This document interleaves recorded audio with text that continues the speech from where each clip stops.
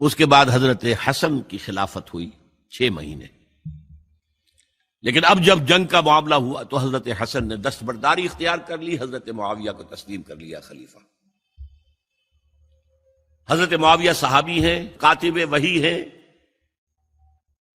حضور کے برادر نسبتی ہیں، صالح ہیں.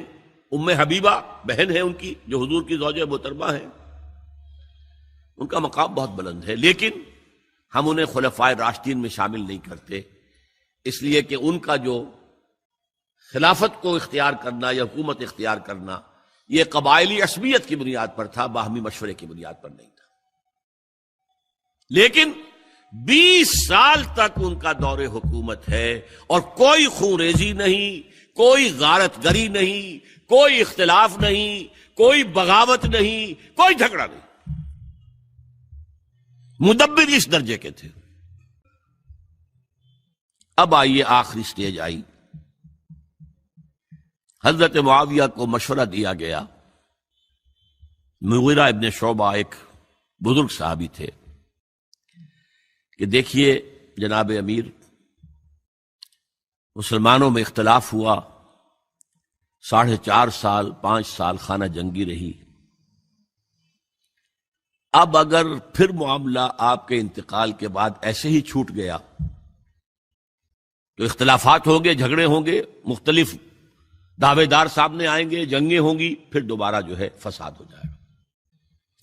آپ کسی کو نامزد کر دیجیے.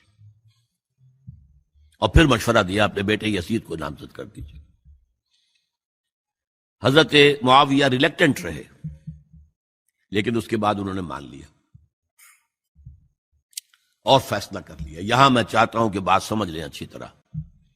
اس معاملے میں اگر آپ حضرت معاویہ کی نیت پر شک کریں گے تو مجھے آپ کے ایمان پر شک ہو جائے گا. نیت پر نہیں، غلطی ہو سکتی ہے. صحابی ہیں، نیت غلط نہیں تھی. نیت کیا تھی؟ اور میں سمجھتا ہوں 100% درست تھی کہ اب اتنا پانی گزر چکا ہے پل کے نیچے سے وقت کے دریا میں کہ بارے صحابہ سب رخصت ہو چکے. اب اکثریت 9 مسلموں کی ہے، عصبیتیں بھی ہیں، قبائلی عصبیتیں ختم تو نہیں ہوئی. لہذا جب تک کوئی قبائلی عصبیت پیچھے نہیں ہوگی حکومت کے، حکومت نہیں چل سکے گی. یہ ابن خلدون کا لفظ ہے، عصبیت، کوئی چیز جو جوڑے آپ کو. تو دینی عصبیت اب کمزور پڑ گئی ہے، اس لیے کہ حضور نے جن کو تربیت دی تھی وہ اب گئے، اکثر و بیشتر گئے. اب اگر ایسے چھوڑ دیا گیا اور کوئی قبائلی عصبیت پشت پر نہ آئی تو پھر خانہ جنگی ہوگی. 5 سال تک ہوئی. اس بنا پر انہوں نے اسے صحیح سمجھا.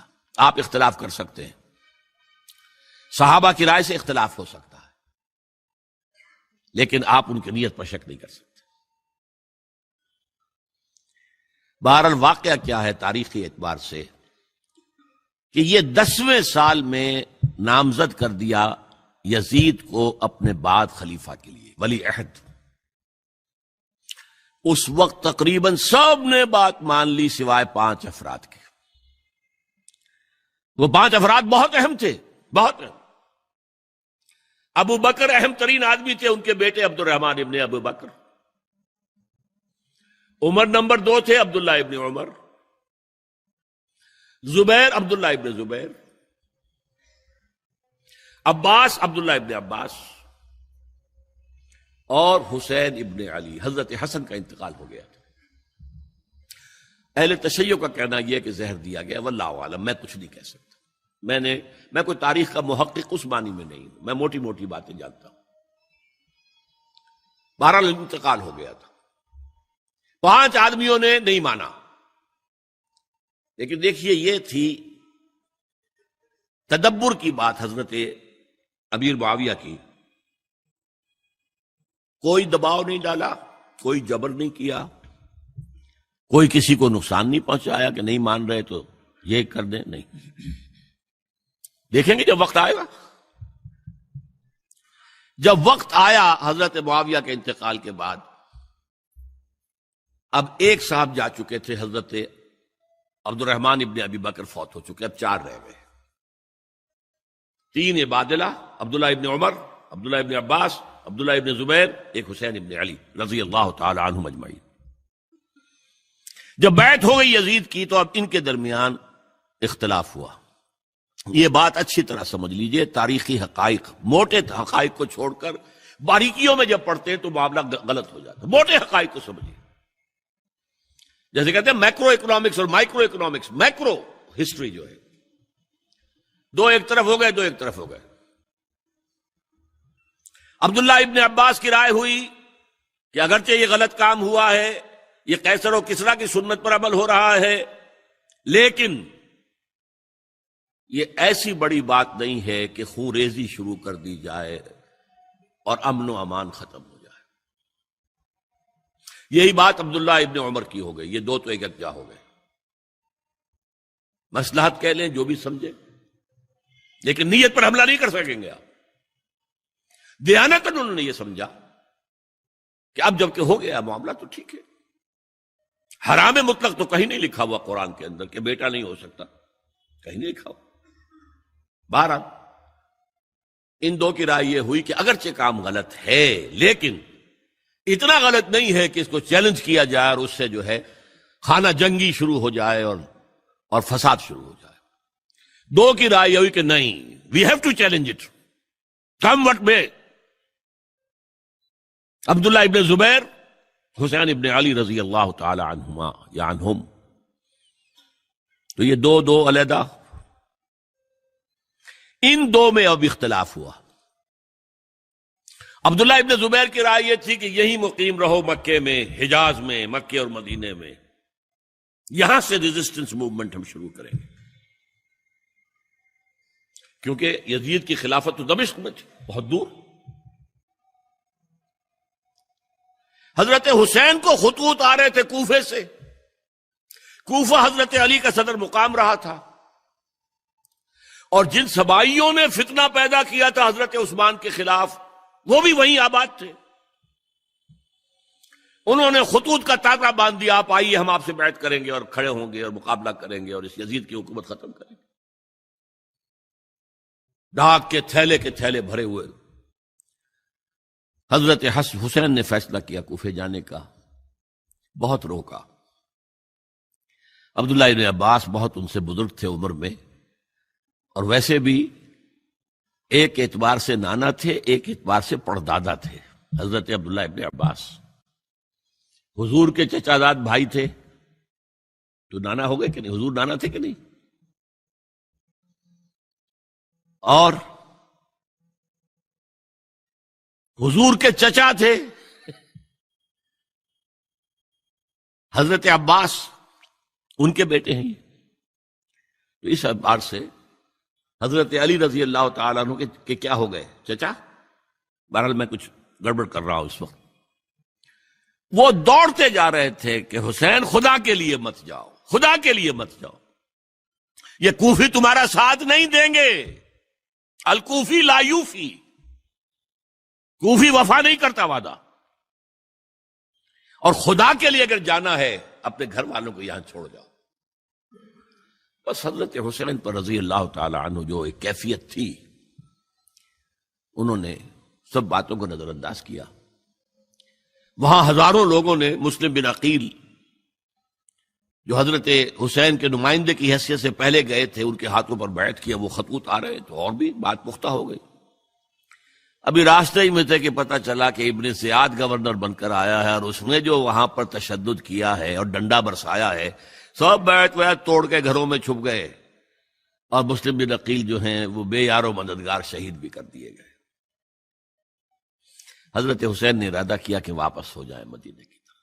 اب مسلم بن عقیل کے بیٹے جو ہیں، وہ عرب کی ایک غیرت ہے، ایک آنر جسے آج کل کہتے ہیں، ہم اپنے باپ کا بدلہ لیے بغیر نہیں جائیں گے۔ اور حضرت حسین کی شرافت اور مروت، یہ لوگ میرے ساتھ آئے تھے نا، میرا ساتھ دے رہے تھے، اب میں ان کا ساتھ کیسے چھوڑوں؟ بہرحال وہ حادثہ فاجعہ ہو کر رہا، اور اس میں سب سے بڑا سبب جو بنا ہے وہ میں چاہتا ہوں جس کی طرف کسی کی نگاہ نہیں گئی۔ افسوس یہ ہے کہ میرا اس پر جو کتابچہ ہے سانحہ کربلا وہ آؤٹ آف پرنٹ تھا. کوشش تھی کہ آج یہاں وہ پیش کیا جاتا. مختصر ترین، لیکن آپ دیکھیں گے کہ کلیئر ہو جاتی ہے ہسٹری. 2 کتابچے ہیں. شہید مظلوم، میرے نزدیک مظلوم ترین شہید حضرت عثمان رضی اللہ تعالی عنہ، اور سانحہ کربلا بہت بڑا سانحہ ہے، اس میں کوئی شک نہیں. حضرت حسین کے صبر اور مثابرت اور استقلال اور شجاعت یہ مثالی ہے تاریخ کے اندر. اپنے سامنے جو ہے اپنے ایک ایک کر کے چراغ گل ہو رہے ہیں. خاندان سارا ختم ہو رہا ہے. شیرخوار بچے شہید ہو رہے ہیں. وہ تو ایک بچہ بیمار تھا، حضرت علی بن حسین زین العابدین رحمت اللہ علیہ، وہ بچا ہے. لیکن اصل میں شرافت اور مروت جو ہے وہ بسا اوقات اپنی شرافت کی وجہ سے مار کھا جاتی ہے. حضرت حسین سے میرے نزدیک یہ ایک اسٹریٹجک مسٹیک ہوئی کہ جب کوفیوں کا لشکر سامنے تھا تو وہاں کھڑے ہو کر ایک ایک کا نام لے گا، فلاں ابن فلاں کیا تم نے مجھے خط نہیں لکھا تھا؟ اے فلاں ابن فلاں کیا تم نے مجھے خط نہیں لکھا تھا؟ سب کے راز فاش کر رہے ہیں. اور دیکھو یہ میرے پاس یہ تھیلے بھرے ہوئے تمہارے خطوں کے موجود ہیں، تم نے مجھے بلایا اور میں آیا. یہ بات تھی جس کی بنا پر اب ان کے لیے کوئی چارہ نہیں تھا کہ انہیں شہید کر دیں، ورنہ تو یہ ہمارا بھانڈا پھوڑ دیں گے جا کر یزید کے پاس، تو ہماری کھالیں کھنچ جائیں گی. یہی وجہ ہے کہ حضرت حسین نے 3 آفرز کی. مجھے واپس مدینے جانے دو، نہیں. مجھے یزید کے پاس جانے دو، نہیں. مجھے کہیں اسلامی سرحد پر بھیج دو، میں وہاں پر کافروں سے جنگ کرتے ہوئے زندگی ختم کر لوں گا، نہیں. ہیئر اینڈ ناؤ بیٹھ کرو. یہ حضرت حسین کی شرافت، غیرت، حمیت، مروت اس کے خلاف تھا. لہذا انہیں شہید کیا گیا اور پھر خیموں کو آگ لگائی گئی. یہ نوٹ کیجئے کیوں لگائی گئی. اگر تو یہ غصے اور انتقام میں اور وینجینس میں ہوتا تو حضرت علی بن حسین زین العابدین کو بھی شہید کرنا چاہیے تھا، نہیں کیا. اگر یہ اس طرح کا معاملہ ہوتا تو خواتین کی بے حرمتی ہوتی، نہیں ہوئی. یہ خیمے کیوں جلائے؟ تاکہ وہ جو ایویڈنس ہے وہ ختم ہو جائے. ہمارے خلاف یہ جو ڈاکومنٹری پروف لیے پھر رہے ہیں، خیمے جلیں گے اور یہ تھیلے بھی جل جائیں گے اور یہ خود بھی جل جائیں گے اور ہم بچ جائیں گے. یہ ہے میرا تجزیہ. بہرحال اس میں کوئی شک نہیں کہ تاریخ انسانی کے عظیم حوادث میں سے وہ ہے، اور میرے نزدیک حضرت حسین رضی اللہ تعالیٰ عنہ کا اختلاف کر سکتا ہے، جو چاہے کرے. حضرت حسین سے اختلاف کرے اور اتفاق کرے حضرت عبداللہ ابن عمر، عبداللہ ابن عباس کے ساتھ، تب بھی ٹھیک ہے. اور اگر حضرت عبداللہ ابن عباس اور عبداللہ ابن عمر سے اتفاق کرے اور حضرت حسین ان سے اختلاف کرے، تب بھی شک ہے. معصوم کوئی نہیں. ہمارے نزدیک معصومیت خاصہ نبوت ہے. نبوت ختم ہوئی حضور پر، معصومیت ختم ہو گئی. غلطی ہر ایک سے ہو سکتی ہے اور آپ رائے رکھ سکتے ہیں، لیکن کسی صحابی کی نیت پر حملہ نہیں کریں گے. صحابی کی نیت پر حملے کا مطلب کیا ہے کہ محمد صلی اللہ علیہ وسلم تزکیہ نفس نہیں کر پائے. یہ ریفلیکٹ کرے گی حضور کی اس پوری کی پوری جد و جہد پر کہ شخصیت سازی نہیں کر پائے محمد صلی اللہ علیہ وسلم. نہیں، معاذ اللہ ثم معاذ اللہ ثم معاذ اللہ. بہرحال یہ ہے تاریخ کے اعتبار سے ہمارے ہاں جو عظیم ترین ذی الحج کے مہینے میں حضرت عثمان شہید ہوئے تھے. 28 ذی الحج کو حضرت عمر پر حملہ ہوا تھا. 1 محرم کو ان کی شہادت ہوئی تھی. 10 محرم کو یہ سانحہ کربلا پیش آیا تھا. یہ ہماری اس ابتدائی تاریخ کے اہم لینڈ مارکس ہیں جنہیں ہم شہادت کے نام سے جانتے ہیں. لیکن میں اب پھر دوبارہ کہوں گا، یہ اللہ کی راہ میں قتل ہوئے. وَلَا تَقُولُوا لِمَنْ يُقْتَلُ فِي سَبِيلِ اللَّهِ أَمْوَاتٌ بَلْ أَحْيَاءٌ وَلَكِنْ لَا تَشْعُرُونَ. ولا تحسبن الذین قتلوا فی سبیل اللہ امواتا بل احیاء عند ربہم یرزقون. لیکن وہ شہادت علی الناس کی ذمہ داری جو مجھ پر اور آپ پر ہے، حضرت حسین کو یاد کر لیں، حضرت عثمان کو یاد کر لیں، ان کے لیے کوئی رنج اور غم کا اظہار کر لیں، اس سے کچھ حاصل نہیں ہے.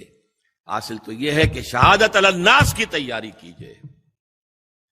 اپنی ذاتی زندگی میں آج سے گواہی دیجئے اللہ کے بندے ہونے کی، اپنے عمل میں، اپنے قول میں، اور کوشش کیجئے کہ مل جل کر اس ملک کے اندر وہ نظام برپا کرے کہ جو شہادت علی الناس، دین حق کے ایک کامل نمونے کے طور پر دنیا پر حجت قائم کر دے کہ دیکھ لو اپنی آنکھوں سے، یہ ہے وہ دین حق جو محمد لے کر آئے تھے. اللہ تعالیٰ مجھے اور آپ کو اس کی توفیق عطا فرمائے. پھر اسی پچ ہو گیا، پھر تشبیہ مصلی کی کرنا، اساں ظاہر نوں رب منیائے، باطن دا اللہ کی کرنا. اساں ظاہر نوں رب منیائے، باطن دا اللہ کی کرنا.